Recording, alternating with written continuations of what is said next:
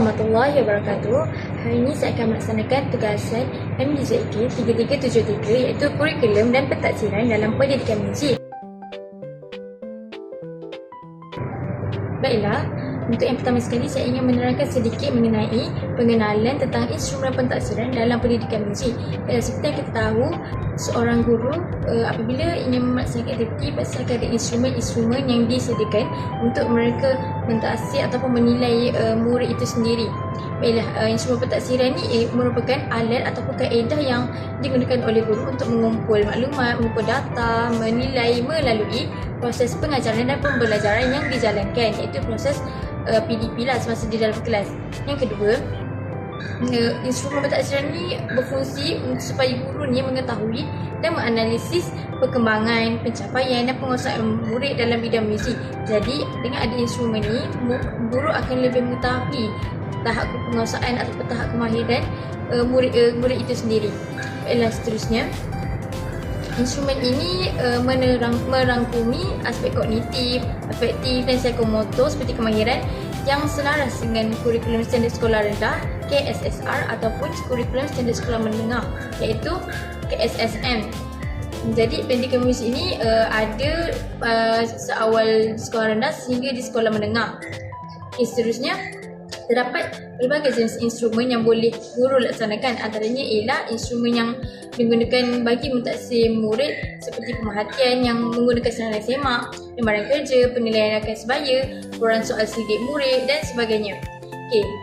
Seterusnya, instrumen ini juga dia membantu guru dalam menilai kemahiran sebenar murid dalam bidang muzik untuk diperkukuh lagi. Sebagai contoh, jika guru mengenal pasti segelintir murid mempunyai kemahiran atau penguasaan yang tinggi dalam bahagian muzik, guru akan lebih membantu murid dan mendorong murid untuk meneruskan lagi minat ataupun kemahiran itu supaya dapat diasah dengan lebih baik. Baiklah, bagi instrumen, saya telah memilih dua instrumen. Instrumen yang pertama ialah instrumen pemerhatian iaitu senarai semak. Di dalam ini, saya telah menyediakan borang pemerhatian iaitu senarai semak untuk saya gunakan semasa proses pengajaran dan pembelajaran.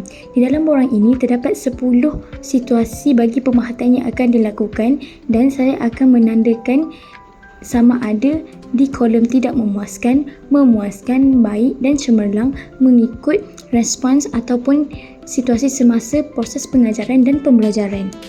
Seterusnya, ini merupakan hasil dapatan daripada proses pengajaran dan pembelajaran yang telah ditanda oleh saya sendiri dalam borang pemerhatian iaitu senarai semak. Di dalam borang pemerhatian ini, secara puratannya kita dapat lihat bahawa murid di dalam kelas sangat terlibat aktif dan bersikap serta memberi respon dengan sangat baik dan cemerlang. Ini merupakan rubrik instrumen pentadbiran bagi instrumen pemerhatian iaitu senarai semak. Dalam rubrik ini, terdapat skala tahap pencapaian iaitu tahap cemerlang, baik, memuaskan dan tidak memuaskan.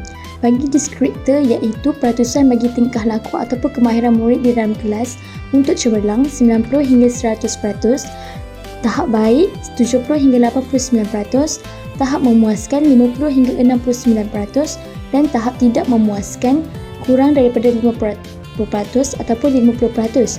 Bagi penjelasan rubrik ini, terdapat 4 aspek utama yang dinilai, iaitu yang pertama, penglibatan murid, yang kedua, kemahiran nyanyian, yang ketiga, kerjasama dan interaksi, dan yang keempat, pengajaran guru.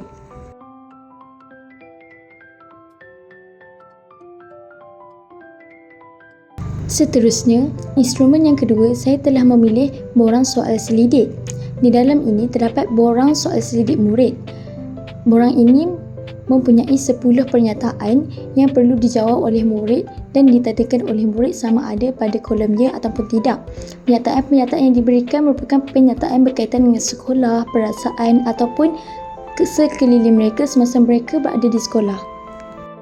Ini merupakan borang soal selidik murid yang telah dijawab oleh murid selepas proses pengajaran dan pembelajaran pada tempoh hari. Dalam borang ini, terdapat 10 pernyataan dan murid telah menandakan kesemuanya pada kolom ya. Di sini kita dapat lihat murid sememangnya aktif, suka pergi ke sekolah dan sangat memberi respon yang baik serta bekerjasama di dalam kumpulan.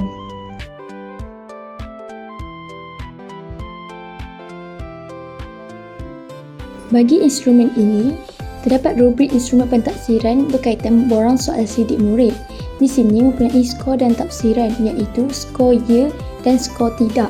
Bagi skor ya, tafsiran merupakan murid menunjukkan sikap ataupun respons positif.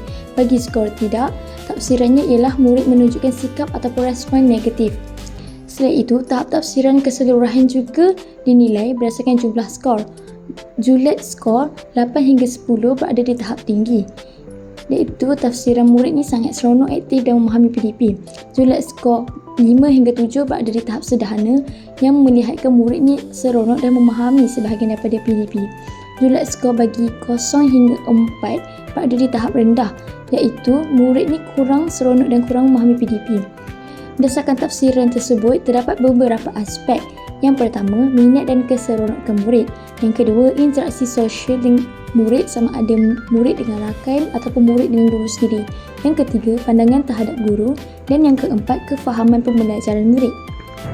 Baiklah, seperti tadi kita sudah lihat dua instrumen dan dua rubrik yang digunakan dalam instrumen untuk menilai murid bagi pendidikan muzik.